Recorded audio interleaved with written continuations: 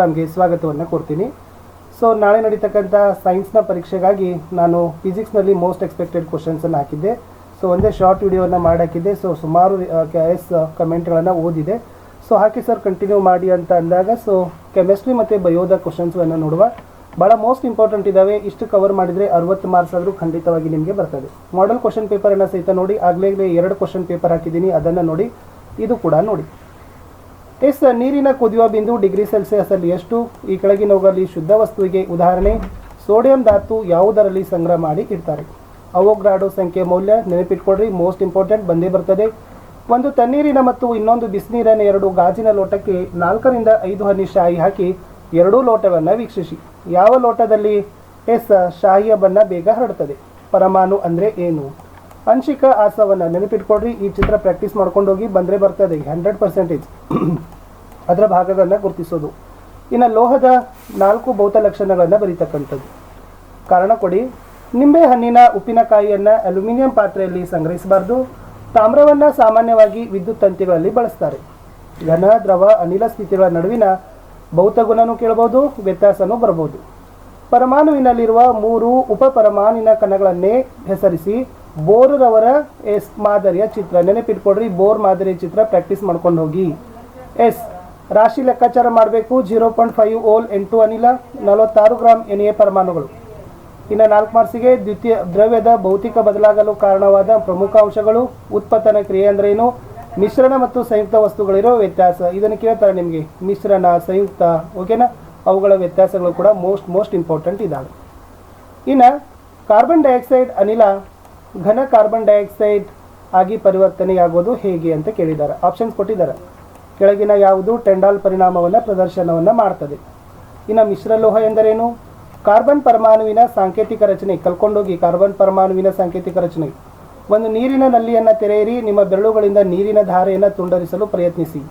ರಾಸಾಯನಿಕ ಸಂಯೋಜನೆಯ ನಿಯಮ ಮೋಸ್ಟ್ ಇಂಪಾರ್ಟೆಂಟ್.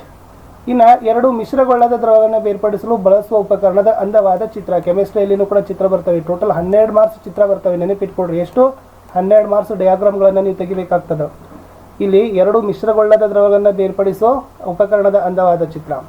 ವಿವಿಧ ಕವಚಗಳಲ್ಲಿ ಮೆಗ್ನೀಸಿಯಂ ಮತ್ತು ಕ್ಲೋರಿನ್ ಪರಮಾಣುಗಳ ಎಲೆಕ್ಟ್ರಾನ್ ಹಂಚಿಕೆ ಕಲ್ಕೊಂಡೋಗಿ.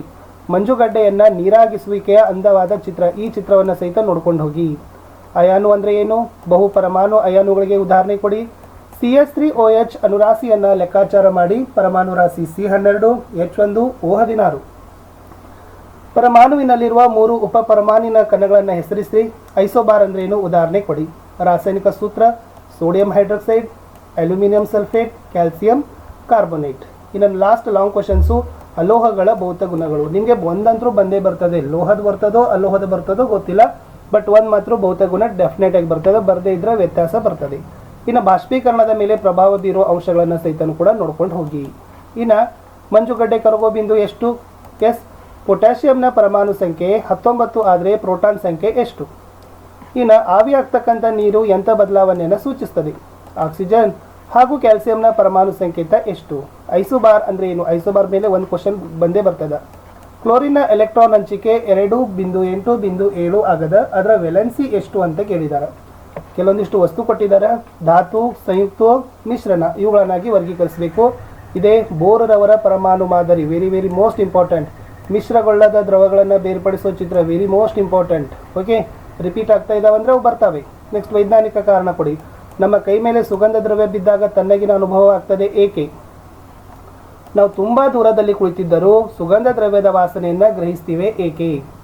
ಕೊಠಡಿಯ ಉಷ್ಣತೆಯಲ್ಲಿ ಕಬ್ಬಿಣದ ಕುರ್ಚಿ ಘನರೂಪ, ನೀರು ದ್ರವರೂಪದಲ್ಲಿ ಕಾರಣ ಏನು? ಸಂಯುಕ್ತಗಳ ಅನುಸೂತ್ರ. ಒಂದು ಕ್ವಶನ್ ಅಂತೂ 100% ಬರ್ತದೆ. ಅದು hydrogen chloride, sodium carbonate, calcium hydroxide. ಇನ್ನು ಲೋಹ ಮತ್ತು ಅಲೋಹಗಳ ಭೌತ ಗುಣಗಳನ್ನು ಸಹಿತ ಏನು ಮಾಡಿದಾರಪ್ಪ ಅಂತಂದರೆ ಕೇಳಿದ್ದಾರೆ. ಇನ್ನು ಕೋಷ್ಟಕ ಪೂರ್ಣ ಮಾಡಿ ಕೇಳಿದ್ದಾರೆ. ಧಾತು, ಪರಮಾಣು ಸಂಖ್ಯೆ, ಪರಮಾಣು ರಾಶಿ, ನ್ಯೂಟ್ರಾನ್ ಸಂಖ್ಯೆ, ಎಲೆಕ್ಟ್ರಾನ್ ಸಂಖ್ಯೆ. ಇದನ್ನು ಕೂಡ ಸ್ವಲ್ಪ ನೋಡ್ಕೊಡ್ರಿ. ಇಷ್ಟು ಕೆಮಿಸ್ಟ್ರಿಯಲ್ಲಿ ಎಲ್ಲ ಕ್ವಶನ್ಸ್ ಇಂಪಾರ್ಟೆಂಟ್ ಆಯಿತು. ಇನ್ನು ಬಯೋಲಾಜಿಗೆ ಬರೋಣ. ಈ ಕೆಳಗಿನವುಗಳಲ್ಲಿ ಕೋಶ ಭಿತ್ತಿ ಹೊಂದಿಲ್ಲದ ಜೀವಿ. ಮಾವಿನ ವೈಜ್ಞಾನಿಕ ಹೆಸರು. ವೈಜ್ಞಾನಿಕ ಹೆಸರು ಮೇಲೆ ಒಂದು ಪ್ರಶ್ನೆ. ನಿಮ್ಮ ಪುಸ್ತಕದಲ್ಲಿ ಕೋಷ್ಟಕ ಇದೆ, ಅದನ್ನೇ ನೋಡ್ಕೊಡ್ರಿ. ಇನ್ನು ಸಸ್ಯದ ಅಡುಗೆ ಮನೆ ಅಂತ ಯಾವ ಕನದಂಗವನ್ನು ಕರಿತೀವಿ? ಅಕಶೇರುಕ ಅಂದರೆ ಏನು? ಸೂಕ್ಷ್ಮಾಣುಜೀವಿ ಅಂದರೆ ಏನು? ಉದಾಹರಣೆ ಕೊಡಿ. Most important. ನರಕೋಶದ ಚಿತ್ರ ಪ್ರಾಕ್ಟೀಸ್ ಮಾಡಿ, ಬರ್ತದೆ. ಆಕ್ಸಾನ್ ಮತ್ತು ಡೆಂಡ್ರೈಟ್. ತೀವ್ರ ತರಹದ ಮತ್ತು ದೀರ್ಘಕಾಲೀನ ರೋಗಗಳ ನಡುವಿನ ವ್ಯತ್ಯಾಸ, ಇದು ಕೂಡ ಮೋಸ್ಟ್ ಇಂಪಾರ್ಟೆಂಟ್ ಇದೆ. ಸಸ್ಯ ಜೀವಕೋಶದ ಚಿತ್ರ ಹೇಳಿದ್ದೀನಿ, ಸಸ್ಯ ಜೀವಕೋಶ ಇಲ್ಲ ಪ್ರಾಣಿ ಜೀವಕೋಶ, ಎಸ್ಪೆಷಲಿ ಸಸ್ಯ ಜೀವಕೋಶನೇ ಬರೋದು. ಜೈಲಮ್ ಮತ್ತು ಫ್ಲೋಯಮ್ ಅಂಗಾಂಶದ ಕಾರ್ಯಗಳು ಕೇಳಿದ್ದಾರೆ.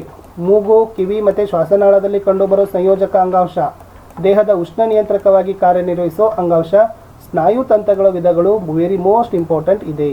ಇನ್ನು ಜೇನುಹುಳುವಿನ ತಳಿಗಳ ಯಾವ ಅಪೇಕ್ಷಿತ ಗುಣಗಳು ಜೇನಿನ ಉತ್ಪಾದನೆಗೆ ಸೂಕ್ತ?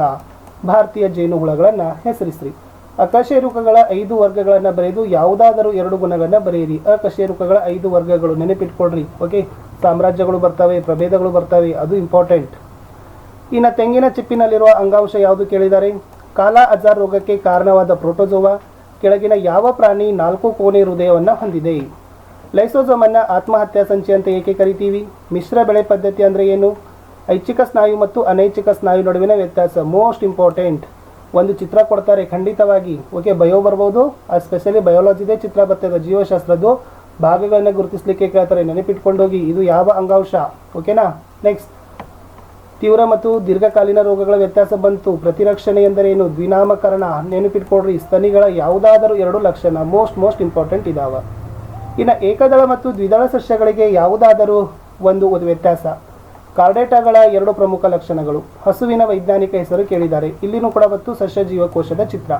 ಹಸಿರು ಪರಿಣಾಮ, ಸ್ವಲ್ಪ ನೈಟ್ರೋಜನ್ ಚಕ್ರ ಪ್ರಾಕ್ಟೀಸ್ ಮಾಡ್ಕೊಂಡು ಹೋಗಿ ಬಂದರೆ ಬರ್ಬೋದು. ನೈಟ್ರೋಜನ್ ಚಕ್ರ. ಬೃಹತ್ ಪೋಷಕಾಂಶಗಳೆಂದರೇನು? 2 ಉದಾಹರಣೆ ಕೊಡಿ ಅಂತ ಕೇಳಿದ್ದಾರೆ.